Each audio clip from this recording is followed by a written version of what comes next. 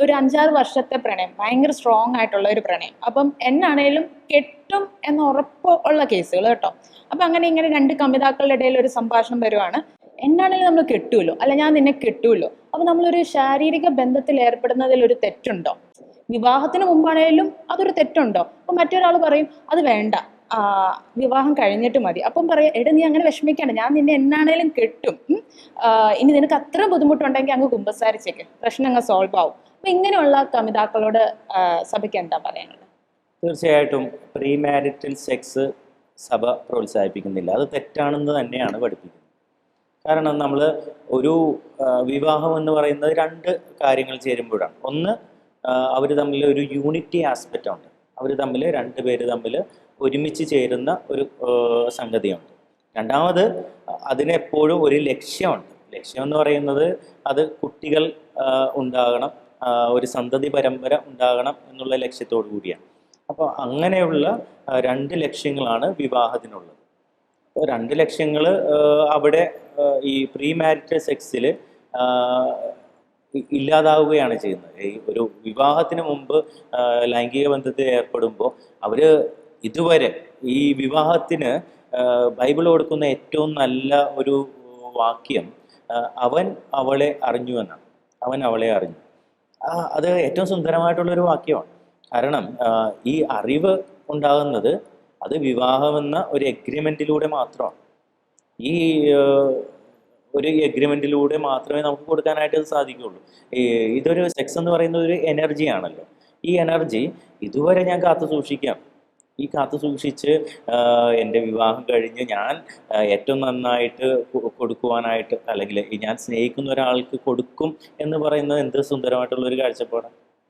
അപ്പോൾ വിവാഹത്തിന് മുമ്പുള്ള പ്രണയം തെറ്റല്ല, പക്ഷേ അത് ലൈംഗിക ബന്ധത്തിലേക്ക് പോവുകയാണെങ്കിൽ തീർച്ചയായിട്ടും തെറ്റായ ബന്ധമാണ് എന്ന് സഭ പഠിപ്പിക്കുന്നുണ്ട്.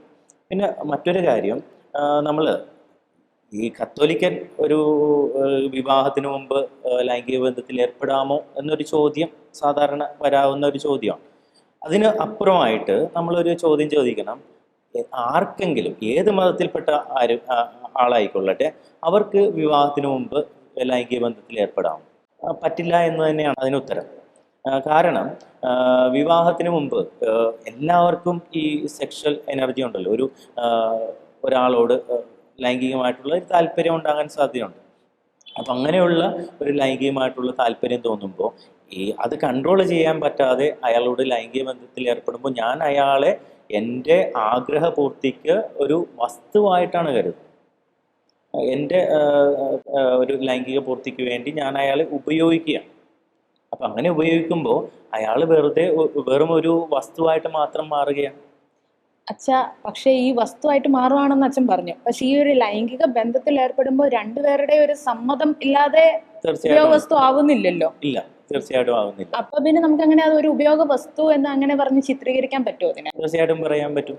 കാരണം ഒരു വിവാഹ ബന്ധത്തിലേക്ക് എത്തപ്പെടുന്ന നമ്മൾ ഒരു കത്തോലിക്ക വിശ്വാസപ്രകാരം ഈ വിവാഹത്തിന് ശേഷവും ഇങ്ങനെയുള്ള കാര്യങ്ങൾ, ഇപ്പോൾ എൻ്റെ ആഗ്രഹപൂർത്തിക്ക് വേണ്ടി ഞാൻ ഒരാളെ ഉപയോഗിക്കുന്നു എന്നുള്ള ആ ഒരു ചിന്ത നമുക്ക് വിവാഹത്തിന് ശേഷവും വരാം.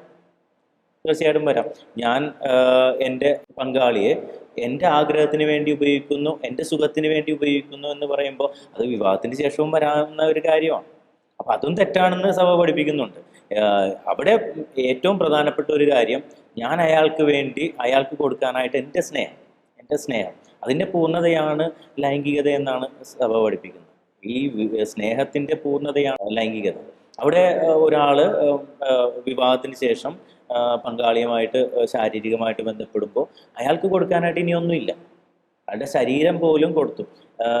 ഇതെൻ്റെ ഓർമ്മയ്ക്കായിട്ട് ചെയ്യുമെന്ന് പറഞ്ഞുകൊണ്ട് കർത്താവ് തൻ്റെ ശരീരം കൊടുത്തതുപോലെ ഒരു ജീവിത പങ്കാളി മറ്റൊരാൾക്ക് തൻ്റെ ശരീരം മുഴുവൻ കൊടുക്കുകയാണ്, തൻ്റെ ഇന്ദ്രിയങ്ങൾ മുഴുവൻ കൊടുക്കുകയാണ്. അപ്പോൾ അവിടെ ഇനി കൊടുക്കാനായിട്ടൊന്നുമില്ല.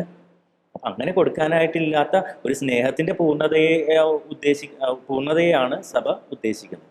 അതിനു മുമ്പ് കൊടുക്കാനായിട്ട് നമുക്ക് സാധിക്കുമെന്ന് ചോദിച്ചാൽ കൊടുക്കാനായിട്ട് അനുവാദമില്ല.